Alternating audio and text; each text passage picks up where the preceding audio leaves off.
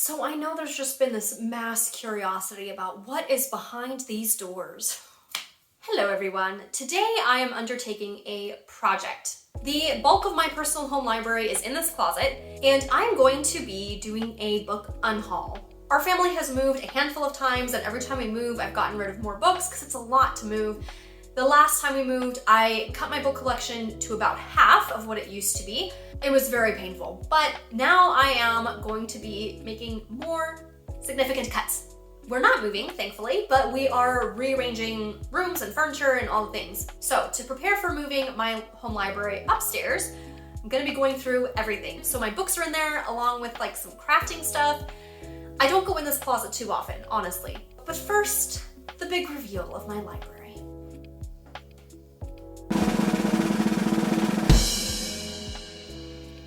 So honestly, it could be worse, but it's not very well organized right now. I have stuff from other projects and all sorts of things. So my plan is to go through all of my books and weed out the ones that either I had from a different season of life, books that I don't necessarily want to keep with me. I am going to be taking every book off my shelf and figuring out if it will stay or if it will go. So that's today's project. Okay, it has taken me a few days to go through all the books on my shelf. Basically what I did is I went through every shelf, went through each book, and then I did kind of a combination of Marie Kondo and just what I call intuitive cleaning. And as I looked at each book, really thinking in essence a variation of Marie Kondo's Does This Book Spark Joy? I really want to form intentionality over the bookshelves that I curate and the books that I keep and the books that I have. I'll be honest, going through my books was a little bit harder than I expected. I ended up having just over 100, I want to say 108 books that I am no longer keeping. I have these piles here, I have piles over here, there's piles over there. There's just books everywhere right now. And I was actually talking to my best friend on Marco Polo because it kind of sparked some existential crisis type questions.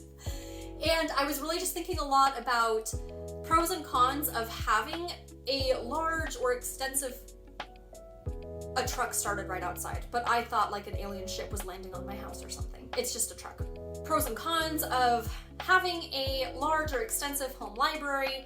What do I want in a home library? What books do I want to curate? Most of the books that I had were all given to me. They were books from my childhood. It's basically my life in books for the past 3 decades. And it ended up being a little more emotional than I thought that it would be. I found some books that had been given to me by people that are no longer in my life.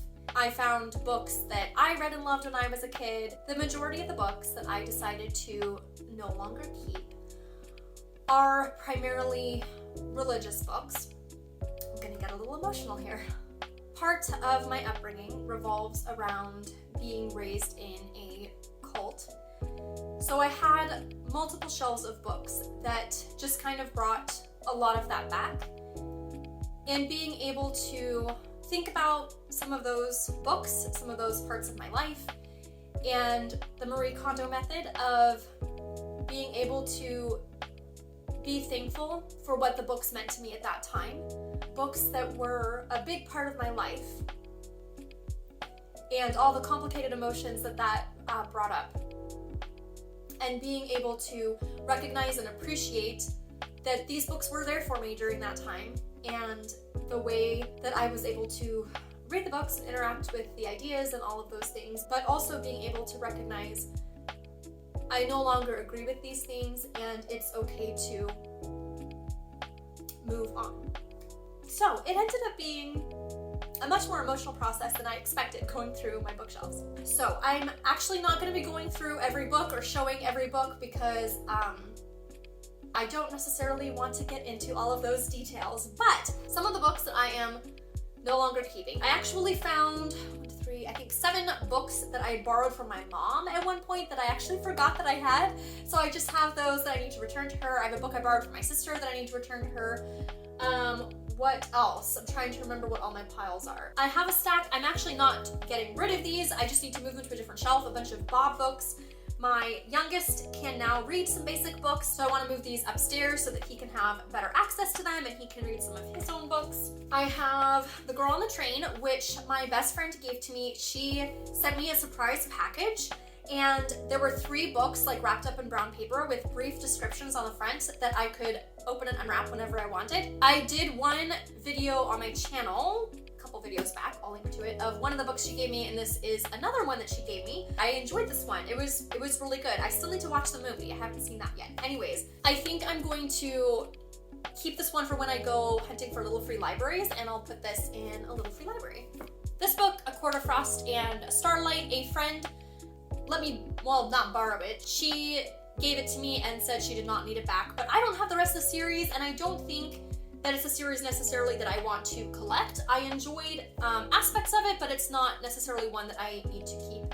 And since this is the only one I have, I don't want just this one book. So another one I'm cleaning off. And then I have a stack of books that are all about things like pregnancy related books, and pregnancy and infant loss books. Pregnancy loss is a part of my story. I had quite a few books that people had either given me or that I had also read, and I ended up deciding to keep just the 1 or 2 that were really helpful and really meaningful to me during that time, and passing on some of the others. There's a couple parenting books, which again, I'm just kind of keeping the main parenting books that I know that I want to keep or that were really helpful to me. There's this biography series that brings back a lot of memories from when I was a child, but there was another biography series that I enjoyed even more when I was a child, so I'm keeping that series and passing on this series. And actually, looking back at my stack, there are quite a few biographies and those types of books that I am unhauling. There's quite a few like Christian living type books, particularly books about marriage or womanhood that I decidedly disagree with now, so I am unhauling those. So the majority of these books are nonfiction, a few fiction. There's a small handful of books that I'm going to be keeping for my little free library hunting. There's a handful I might try to sell on Pango Books. And yeah, I'm excited to clear space on my shelves, and you can kind of see some of them. Wow, my stack's falling. Also, you can see in this binder is actually a manuscript of a book I wrote. Still need to finish editing it, but that's cool. That's there.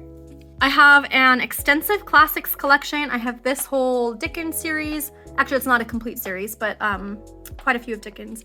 More Dickens over here. I have more classics here, and more classics there, and actually more classics there. So I really like my classics. And then I have my fiction shelves. I did keep some books from my childhood that just have good memories, even if they're not necessarily fiction books I would turn to now. I have my Frederick Backman. I need to complete my Frederick Backman collection. And then I have, let's see, 1, 2, 3 shelves of books that I have for my kids to read. A lot of these, not all of them, but a lot of them are books that I read when I was a kid. On this side, I have some of my nonfiction. I kept some of my parenting books, some writing books, and a few religious books that I am still keeping. And then in the middle, I still have a bunch of my crafting stuff that I have not cleaned out at all.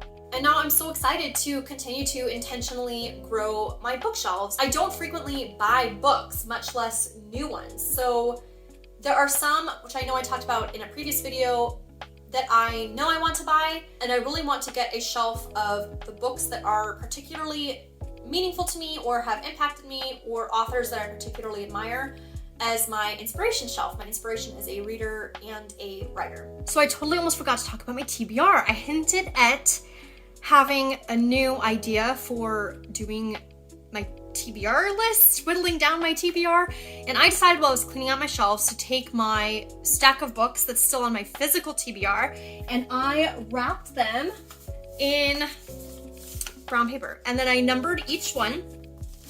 And what I'm gonna do is each month I'm gonna have little strips of paper with the numbers on them. 1 through 16 is what I have right now. And every month I will draw a number, and that will be my physical TBR for the next month.